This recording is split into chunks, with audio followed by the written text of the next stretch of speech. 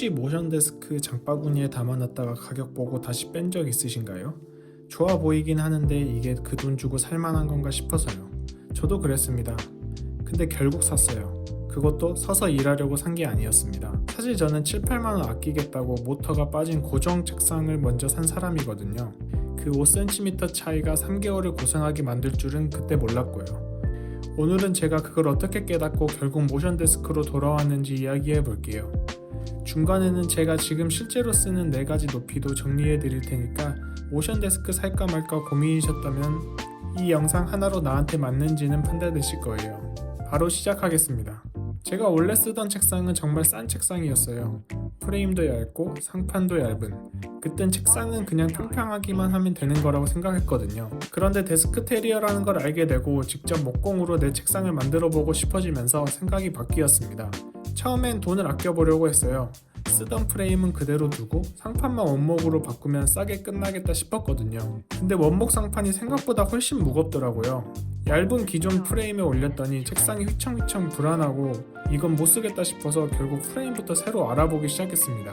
그러다 눈에 들어온 게 모션 데스크였어요. 그리고 여기서 제 첫 번째 실수가 시작됩니다. 모션 데스크를 알아보다 보니 같은 곳에서 프레임만 따로 팔고 있었어요. 모터가 빠진 고정형 프레임인데 구조는 모션 데스크랑 똑같아서 튼튼해 보였어요. 가격은 7, 8만원이 더 쌌고요. 솔직히 흔들렸습니다. 근데 마음에 걸리는 게 하나 있었어요. 바로 높이였습니다. 제가 쓰던 책상은 상판까지 해서 720mm 정도였는데 이 고정 프레임은 프레임만 750mm였거든요. 여기에 제 원목 상판 24mm를 더하면 기존 책상보다 5cm 넘게 높아지는 거였어요. 근데 제가 그렇게 높은 책상에 앉아본 적이 없으니까 이게 얼마나 불편한지 감이 안 왔어요. 좀 높아도 적응하면 되겠지? 그래도 싼 게 어디야.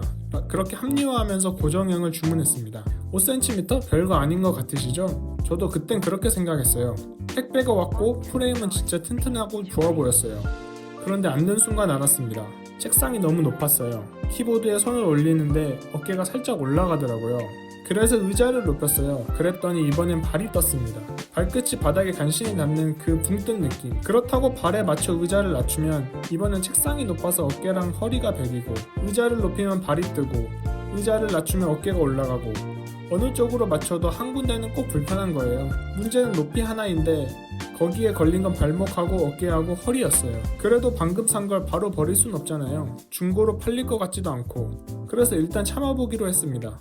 적응하면 되겠지 하고 그게 3개월이었어요. 3개월을 썼는데도 적응이 안 되더라고요. 아니 오히려 허리랑 어깨가 더 아파지는 느낌이었어요. 결국 인정했습니다. 이건 적응의 문제가 아니라 안 맞는 거구나. 그래서 모션 데스크 프레임을 다시 샀습니다. 네, 7, 8만원 아끼려다가 프레임을 2번 산 거예요.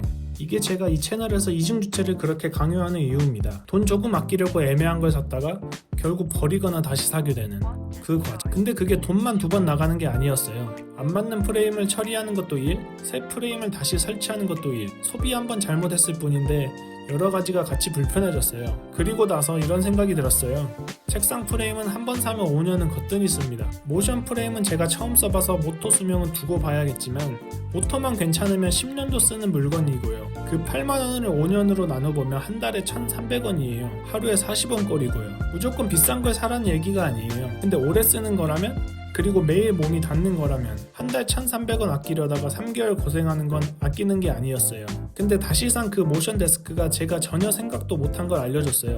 서서 일할 수 있다. 제가 아는 모션 데스크의 장점은 그거 하나였는데 진짜는 따로 있었거든요. 모션 데스크의 진짜 장점은 서서 일하는 게 아니었어요. 책상 높이를 버튼 하나로 원하는 만큼 맞출 수 있다는 거였어요. 써보고 나서 알았어요. 제가 어떤 작업을 하느냐에 따라 편한 책상 높이가 다 다르더라고요. 그래서 지금은 자주 쓰는 높이를 3개 저장해두고 씁니다. 하나는 제일 높여서 서서 일할 때, 두 번째는 제일 낮춰서 거의 반쯤 누워 영상 볼 때, 세 번째는 앉아서 일하거나 공부할 때. 높이를 바꾼다기보다 그때그때 자세가 분리되는 느낌이에요. 하나의 책상인데 상황마다 다른 책상이 되는 거죠. 그리고 나니까 몸이 확실히 편해졌습니다. 제가 결국 모션 데스크를 산 이유가 바로 이거였어요.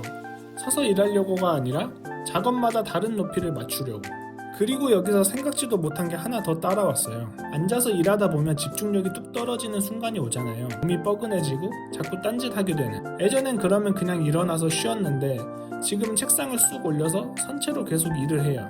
그렇게 하니까 집중하는 시간이 오히려 늘어나더라고요. 서서 컴퓨터를 하면 앉아있을 때보다 스트레칭도 훨씬 자유롭고요. 덕분에 허리가 한결 편해졌어요. 에이, 서서 일하는 거 며칠 하다 말겠지 싶으실 수 있어요.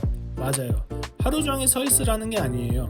앉아있다가 뻐근할 때 잠깐씩, 그 정도만으로도 충분했어요. 그래서 만약 여러분이 책상 앞에 앉아있는 시간이 길고 이상하게 어깨나 허리가 베긴다는 느낌을 받으신 적이 있다면 한 번쯤 내 책상 높이가 나한테 맞나를 의심해 보셔도 좋을 것 같아요. 비싸 보여도 오래 쓰고 매일 몸이 닿는 거라면 가격보다 나한테 맞는가를 먼저 보시는 걸 추천드려요. 가격 보고 장바구니에서 뺐던 그 모션 데스크를 저는 결국 2번 만에 제 책상으로 만들었어요.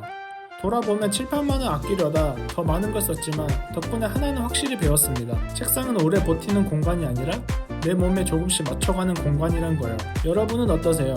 앉아서 일하는 게 편하세요? 서서가 편하세요? 아니면 저처럼 그때그때 다르신가요? 댓글로 알려주세요. 그리고 오늘은 책상 높이에 따라 자세랑 허리가 편해진 이야기를 했잖아요.